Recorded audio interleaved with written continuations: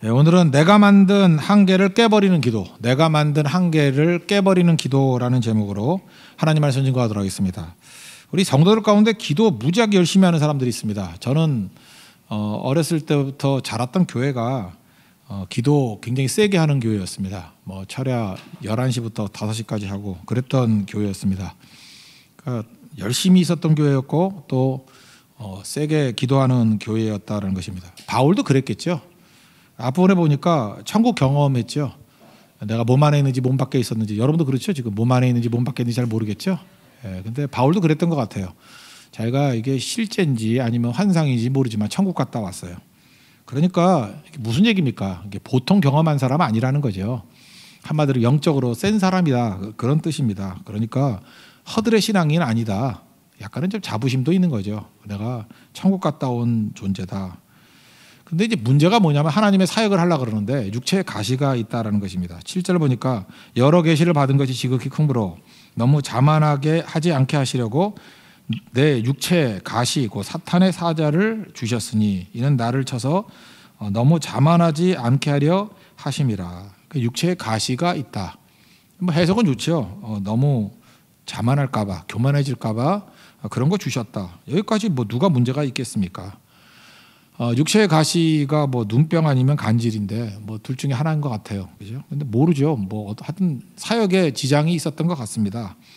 그러니까 다른 사람들이 볼 때 약간 좀 보기 싫었을 거예요. 사역자가 건강하고 이렇게 싱싱하고 그럴 때 좋은 거지. 이게 뭐 설교하다가 팍 쓰러져 버려가지고 막 떨고, 그죠? 뭐 안질이라 그러면 잘 보이지 않아서 더듬거리고 뭐 좋겠어요. 그죠? 그러니까 사람들이 걸림돌이 됐겠죠. 사도 바울이 자기 욕심 아니었잖아요. 그러니까 사역 잘할 수 있도록 하나님 고쳐주십시오. 이건 뭐 누가 뭐래도 뭐 이렇게 나쁜 거 아니라고 생각을 합니다. 여기서 3번 간구했다 그러는데 고쳐주세요, 고쳐주세요, 고쳐주세요. 그거 아니에요. 그냥 주여 삼창 같이 3번 했다 그 얘기가 아니고 3차례. 아마도 뭐 작전기도, 뭐 금식기도 이런 건지도 모르겠죠. 그냥 한 달 금식기도 하면서 그런 걸 크게 그냥 대판 기도하는 거 있잖아요. 생명 걸고 하는 기도 뭐 이런 걸 한 3번쯤 했다라는 거예요. 그런데도 안 없어진다는 거 아니에요. 8절 보니까 이것이 내게서 떠나가기 위하여 내가 3번 주께 간구했다. 근데 안 없어지더라는 거예요. 응답이 뭐예요? 여러분들도 오늘 밤새도록 기도하고 이런 응답 받으면 참 좋겠어요. 그죠? 9절 보니까 내 은혜가 내게 족하다. 그냥 살아, 그런 뜻이죠. 그리고 내 능력이 약할 때 오히려 온전해져. 그러니까 약한 대로 살아. 이게 무슨 뜻일까요? 지금 사도 바울은 조건을 바꾸는 걸 놓고 기도했잖아요. 하나님, 내가 좀 조건이 좀 좋아졌으면 좋겠어요. 우리도 대부분 기도가 조건 기도 아니에요? 조건이 좀 좋아지길 원합니다. 이런 건데 조건 그대로 해도 되거든. 이유가 뭐냐면 네 힘으로 하는 게 아니고 내가 일하는 거기 때문에. 주가 일하시네. 내가 일하는 거기 때문에 한번 생각해봐라. 네가 일하는 거 아니고 내가 일하잖아. 네가 일하는 게 아니고 내가 일하잖아. 근데 네가 건강하고 안 하고가 그렇게 큰 문제 아닌데 왜 그거 매달리니? 뭐 이런 거일 수 있다는 거예요. 그죠? 하나님이 일하시는 거잖아요. 바울이 일한다 그러면 건강해야죠. 근데 바울이 일하는 게 아니라 하나님이 일하는 거잖아요. 바울은 오로지 하나님 더 의지해야 되는 거죠. 근데 의지해야 되는 것은 건강할 때보다 좀 약할 때 의지를 더 하는 것 같다라는 거예요. 그러니까 너는 지금 상태가 좋은 거야. 은혜가 임한 거야. 왜냐하면 내 능력이 너한테 떠나지 않고 있잖아. 그래서 사도 바울이 그러니까 말귀를 알아듣는 거예요. 그러네요. 그러면서 기뻐하고 찬송했다라는 얘기예요. 우리가 하나님 앞에 기도할 때요. 기도에 있어서 명심해야 될 게 2가지가 있어요. 첫째는 기도는 관계예요. 기도는 무슨 능력 받고 이러는 거라고 잠깐 생각하니까 능력 받아서 내 뜻대로 하고 싶은 거예요. 근데 능력은 능력이지만 그런 표현은 안 쓰는 게 오해 안 할 가능성이 커요. 그래서 관계라고. 하나님과 좋은 관계. 그러면 하나님께서 능력의 하나님이시니까 나를 통해서 능력이 드러나겠어요? 안 드러나겠어요? 드러나죠. 그러니까 나는 능력이라고 말을 안 하는 게 좋아요.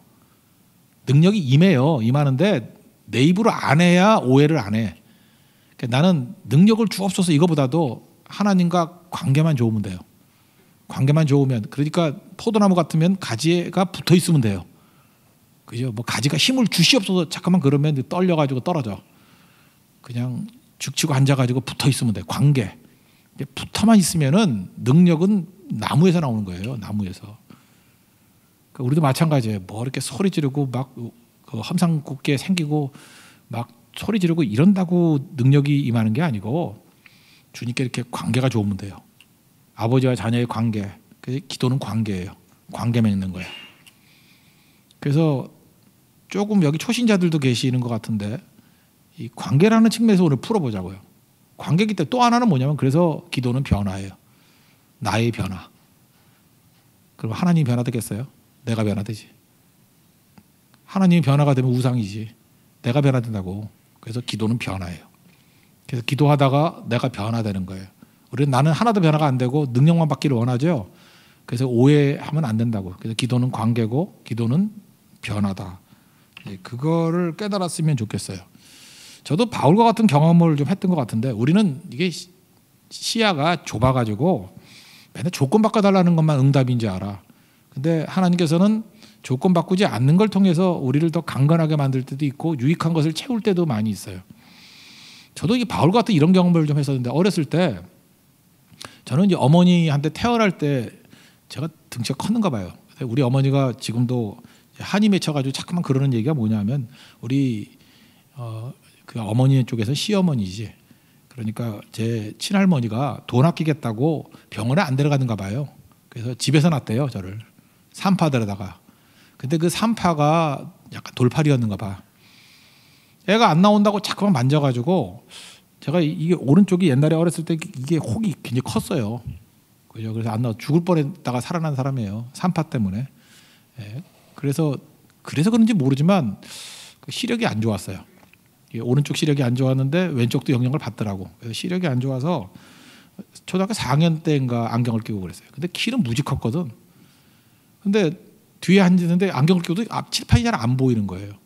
그래서 제가 또 나름대로 또 믿음이 있는 가정에서 자랐잖아요. 그래서 저도 한 3판 정도 기도했어요. 하나님, 제가 바디메오 좋아하거든요. 맹인의 눈도 뜨셨는데 제가 약간 쉬울걸요. 저는 다 보이니까 저는 눈을 떠달라, 내가 뭐 눈을 크게 해달라 그 얘기도 아니고 그냥 잘 보이게 해주세요. 시력만. 제가 뭐 배운 얘기로 보니까 이렇게 망막에 이렇게 맺히는 초점만 약간만 밀어도 약간만 1mm만 딱 건드려줘도 시력이 좋아진다 그러는데 주님 1mm 딱 건드려주세요. 그래서 잘 보이게 해주세요. 근데 뭐 아다시피 그 응답이 없었던 것 같아요. 그래서 계속 안 보이고 저도 이상했어요. 하나님께서 전 기도하면 응답해 주신다. 뭐 적어도 그거 아니라 그래도 뭐 좀 사는 게 편해질 줄 알았는데 그렇지 않았어요. 그래서 끝까지 저는 그 앞에 와서 앉아서 보면 되는데 그 자존심상 그게 안 되더라고. 그래서 고등학교 3학년 때까지 많이 와봐야 한 중간쯤 앉았어요. 그러면서 어렵게 공부했죠. 그러니까 맨 뒤에 앉아가지고 안 보이는 거. 앞에 앉으면 사실은 뒤에 작은 애들이 보일 수가 없죠. 제가 중학교 1학년 때 181이었거든. 그러니까 뭐 이건 제가 지나가면 선생님도 컸다고. 그러니까 애들은 다 제 가슴에 와 있고. 친구들하고 놀면 이렇게 안고 다독거리고 막 이랬었거든요. 지금도 제가 180인데 중학교 1학년 때 키예요. 그러니까 이 굉장히 오랫동안 어려움이 있었죠. 근데 하나님께서 이게 기도에도 응답을 안 해주시더라고. 응답 안 해주시는 것, 제 생각에는 조건을 안 바꿔주시더라고. 그래서 제가 배운 게 뭐냐면 암기예요. 그러니까 선생님 말씀하는 거 이렇게 막 갈겨서 메모하고 그냥 암기했다고. 선생님 말씀하시는 거 암기. 그러니까 대학생 같이 이렇게 메모해서 암기. 칠판에 있는 그 글씨는 그 나중에 딴 애들 노트 있잖아요. 노트. 그죠? 노트 같은 거를 마저 베껴서 좀 쓰기도 하고. 그거 잘 안 해서 그냥 거의 암기했어요. 암기. 그래서 지금도 제가 책을 좀 많이 읽고 이렇게 많이 갖고 있는데 맨날 뭐 책 정리를 어떻게 하느냐 이렇게 묻는 사람들이 많아요. 근데 책 정리 안 해요. 저는 그냥 아무데나 꽂아놔도 그 무슨 책이 어디쯤에 있을 거라는 생각이 나요.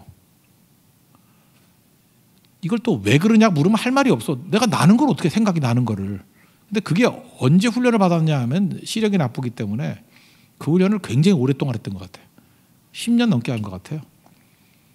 제 나름대로 머릿속에 이렇게 디렉터리가 있는 것 같아. 이렇게 어떻게 암기해야 되는지. 그래서 암기 과목은 제가 굉장히 잘했어요.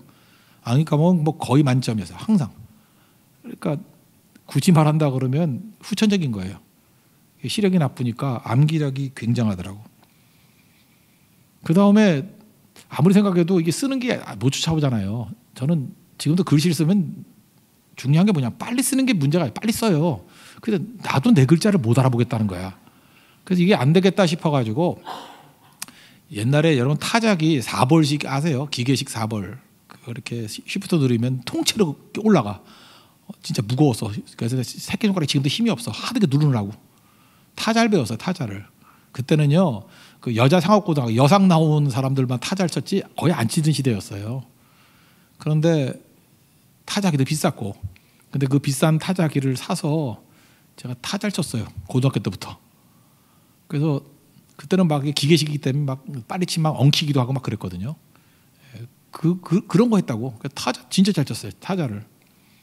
그다음에 대학교 들어가니까 2벌식이 나오대. 전자거든요. 전자로 시프트 없이도 전기 힘으로 이렇게 쌍기역 같은 걸 할 수 있게 만드는 게 나오고.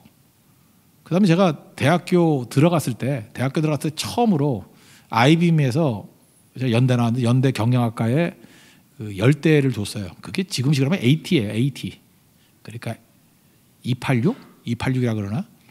그러니까 그 도스를 돌리는데 플라피 디스크 안 집어넣고 했던데. 그러니까 지금 같으면은 그거 뭐 갖다 줘도 쓰레기도 안 되는 거였는데 그때는 그게 그렇게 좋은 거였어요. 그거 20대 갖다 줬거든요. 그러니까 그때 처음으로 워드 프로세스 기능이 있는 거예요.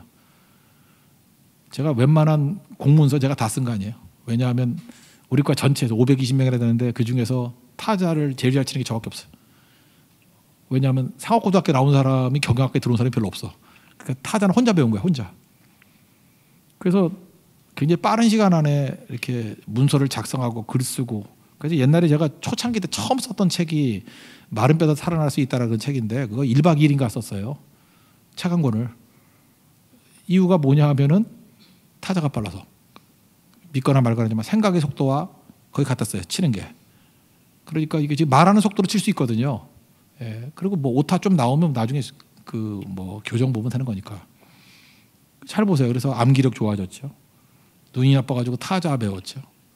그래서 빨리빨리 치는 거 뭐 지금이야 뭐 타자 이게 키보드 빨리 치겠지만 옛날에는 키보드 빨리 치는 사람 진짜 힘들었어요.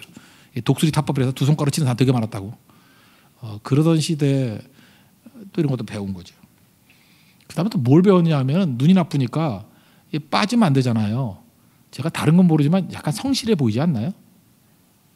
뭐 아니면 말고 그 웬만하면 잘 안 빠지잖아요, 그죠? 그래서 성실하잖아요. 새벽기도도 성실하고 안 그렇습니까? 아 진짜 까놓고 좀 딴 교회 담임 목사 안 나오는 사람 되게 많아요. 알아요. 월요일날 새벽기도 가봐 거의 엎어져 자고 있지. 근데 그러면 안 되거든요. 그러면 이게 시력이 나쁘니까 쫓아 못 가는 거예요. 그래서 시력이 나쁜 것 때문에 제가 성실성을 배웠어요. 그리고 또 한 가지 얘기한다 그러면 핵심 파악 능력. 쭉 듣다가 뭐 받아 적는 애들은 정실하게 받아 적더라고 모르잖아요. 그래서 저는 메모만 쭉 하다 보니까 쭉 듣다 보면 잘 들었거든요. 그래서 굳이 다 안 써도 핵심이 뭔가. 그래서 핵심 파악 능력이 이거 핵심 파악 잘 못하는 걸 난독증이라 그러잖아요. 읽어도 뭔지 모르는 사람 되게 많아요. 그래서 한 페이지짜리를 주잖아요. 여러분 생각보다 난독증 자기 아닌지 아는데 제가 이렇게 부교육자 뽑을 때 한번 한 페이지짜리 주고 거기 뭐 써 있어요? 그러면은 심지어 교육자가 되려는 사람인데도 불구하고 그 무슨 내용이 있는지 모르는 사람 많아요. 그러니까 그건 난독증이거든요. 여기도 지금 공부를 못했던 사람 가운데 상당수가 난독증인 사람이에요. 그것도 병이거든요. 이렇게 이해를 못하는 거야 글을. 영어 말고 한국말 이해를 못하는 거예요. 그걸 난독증이라 그러는데 그것도 병이에요, 병. 근데 난독증은커녕 뭐 이건 과도하게 이해를 할 수 있는 거죠. 왜냐하면 요약 능력이 생기니까. 그래서 다시 고린도후서 12장에 이 말씀을 놓고 보니까 하나님 제 육체의 가시, 저도 이제 뭐 안질이라고 합시다. 시력이 나쁜 거를 고쳐달라고 기도했는데 내 은혜가 내게 족하다. 약할 때 강함 되시고 오히려 그때 내 능력이 온전히 너에게 임하게 된다. 지나놓고 보니까요. 더 풍성해진 거예요. 그래서 나이 한 30살 넘고 난 다음부터는 사람들이 그래요. 하나님께 내가 받은 게 너무 많대. 너무 은사를 많이 받아가지고 교만해서 저런다느니 막 그런 소리 되게 많이 들었어요. 나는 보이지 않아 가지고 죽을 고생했고 사실 난 뭐 두통도 있고 그랬거든요 옛날에. 정말 사는 게 힘들었던 사람인데 근데 그거를 다 바꿔버리잖아요. 근데 뭐 굳이 이런 걸 뭐 얘기할 필요가 없잖아요. 우리는요 너무 스케일이 작기 때문에 여러분 기도 제목이 뭐예요? 여러분 기도 제목이 있습니다. 그럴 때 그거 좋은 뜻을 안 쓰죠.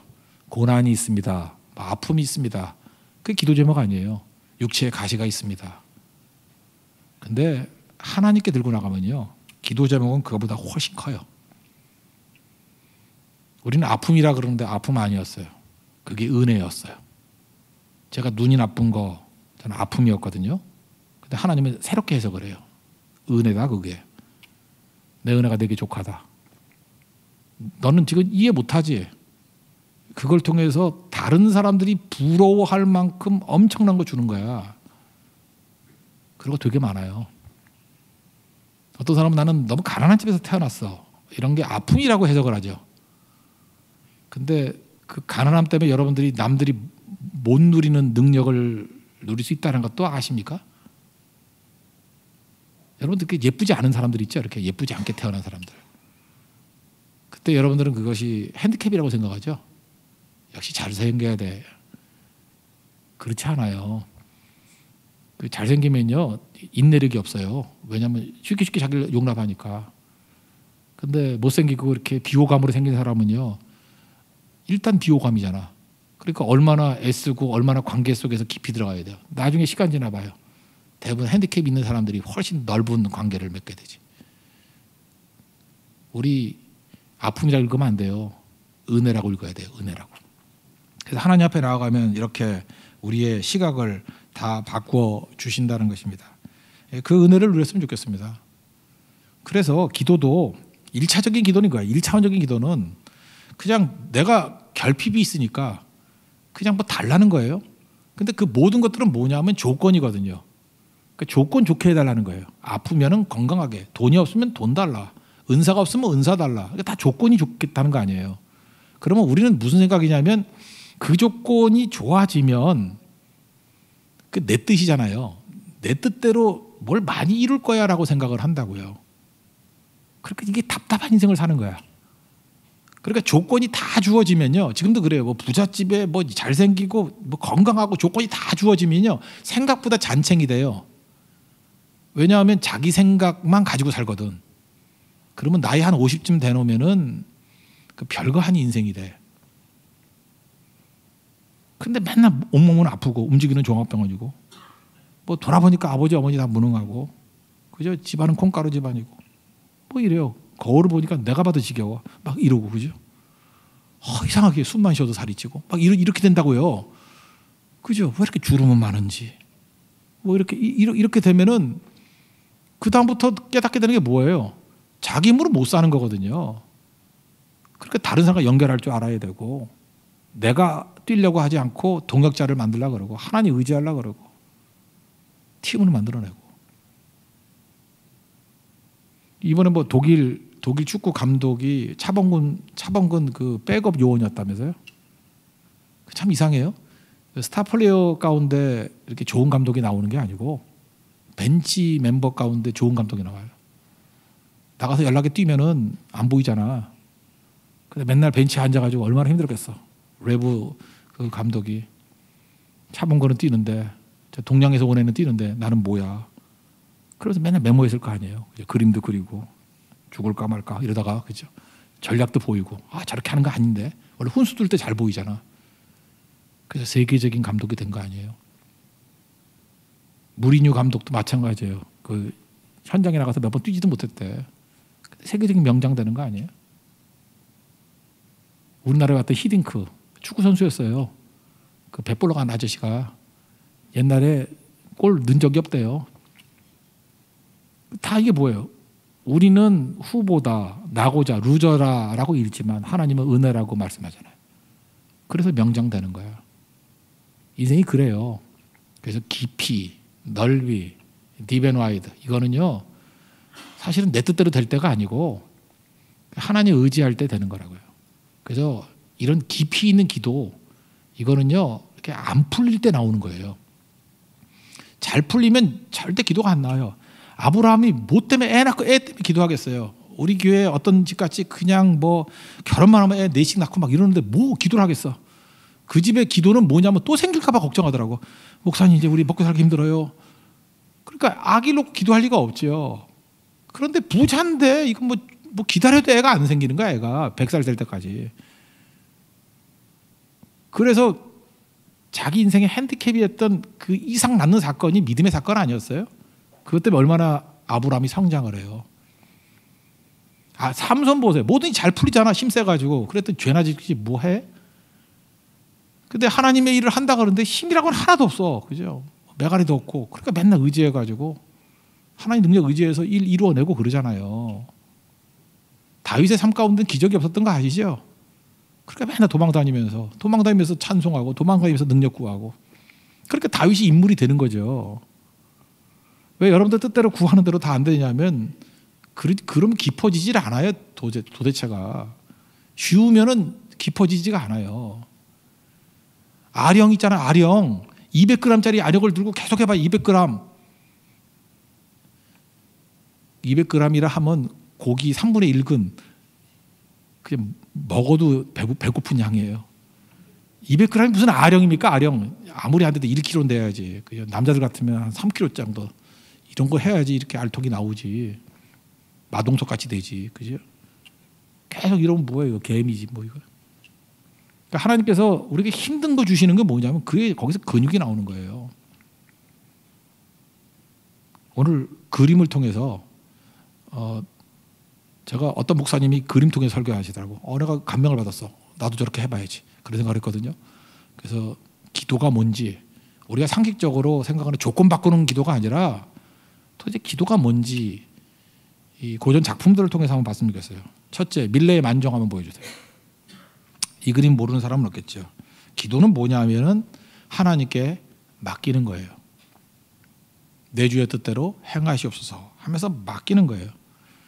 이 그림을 잘 보면은 가난한 부부죠. 가난한 부부가 여기 교회 종소리가 치면은 이때 해가 진다라는 뜻이고 이제 일을 중단하라는 뜻이래요. 근데 이게 가난해 보이잖아요. 이때 일을 다 했겠습니까? 여러분들 밤이 되면 일 다 하는 사람 봤어요? 욕심 부리는 사람이 맨날 밤새워서 오버워크 하는 거예요. 그죠? 그러니까 병나고 그러는 거지. 그냥 종치는 거예요. 종치니까 여기까지. 그죠? 텔레토 같으면 이제 그만.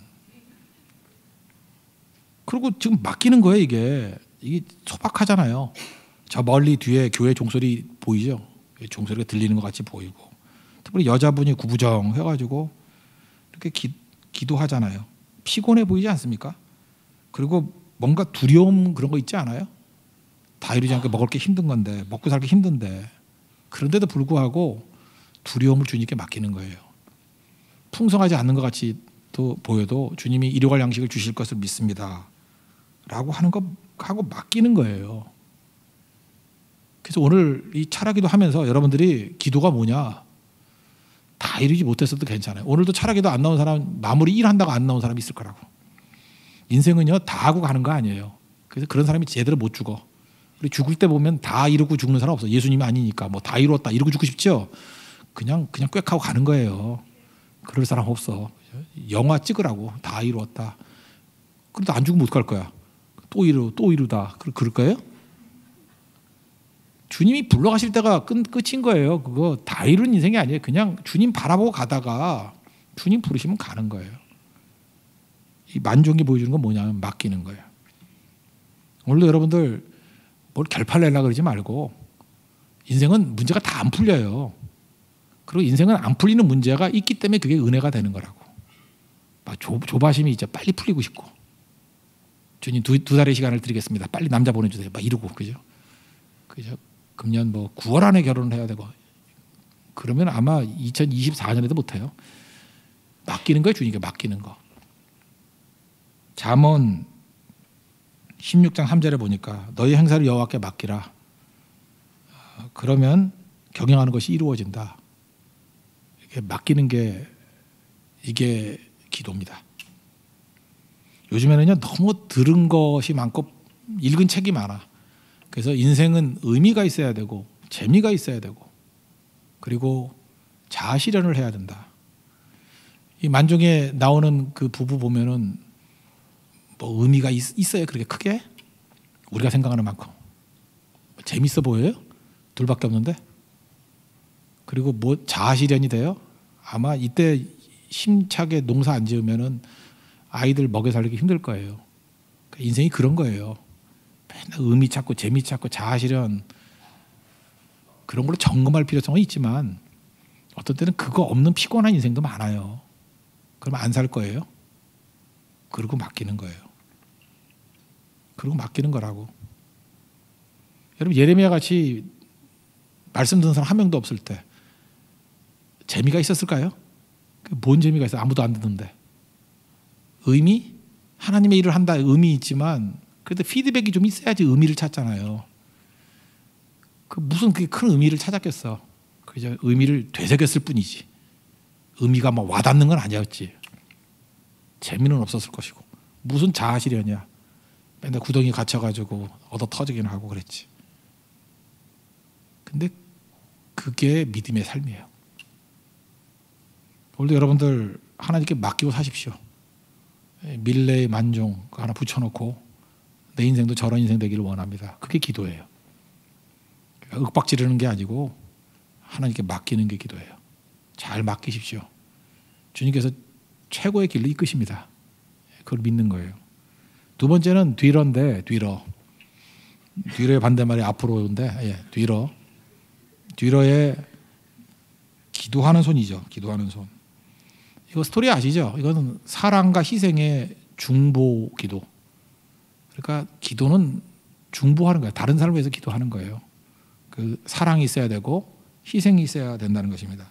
이게 뒤러니까 친구가 프란츠라는 친구죠. 들어봤죠? 둘 다 가난한 미술학도였어요.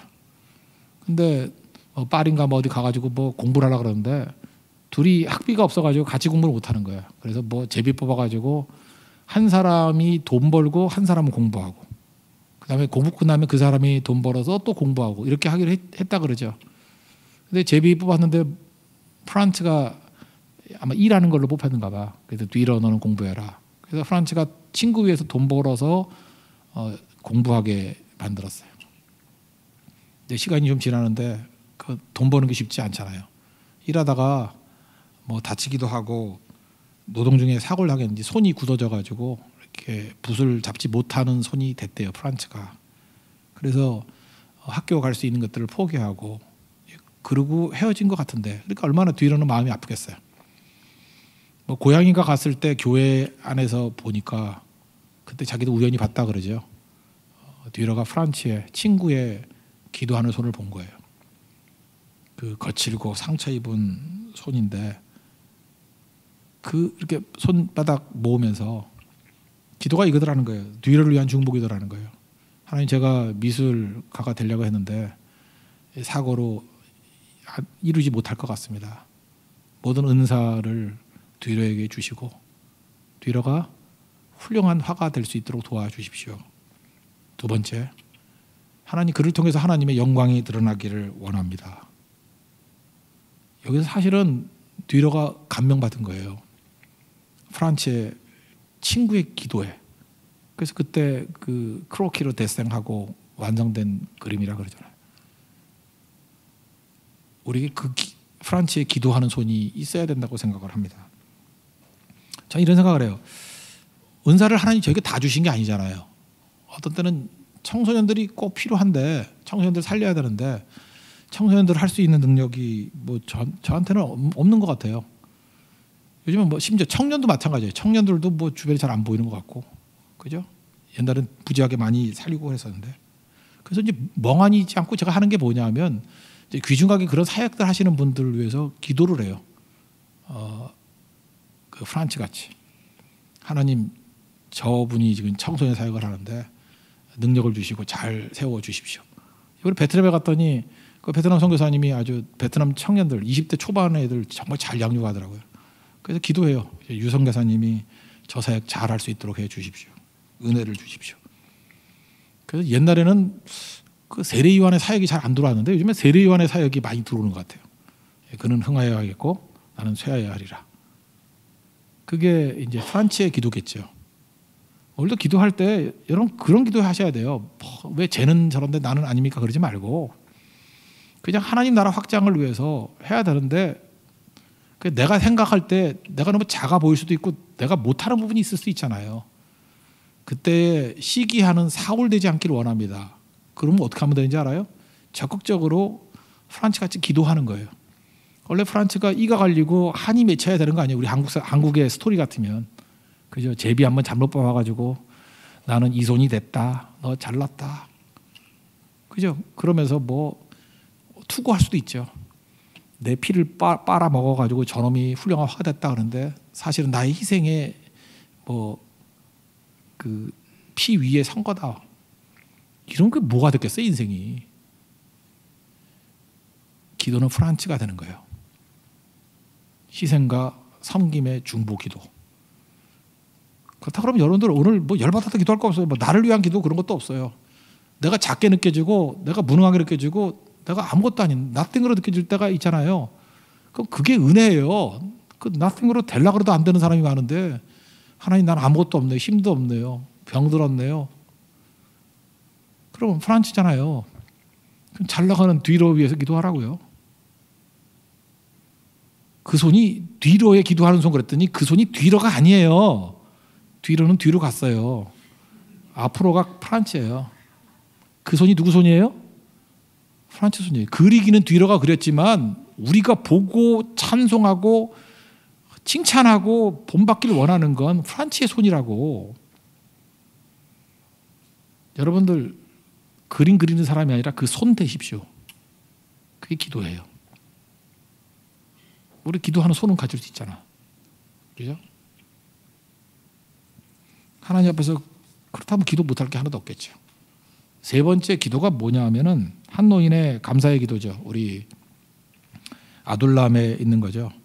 제가 이거 너무 좋아해서 아둘람이 옛날에 식당 그랬을 때 이거 갖다 걸어놨어요. 밥 먹을 때 좀 이렇게 하자고.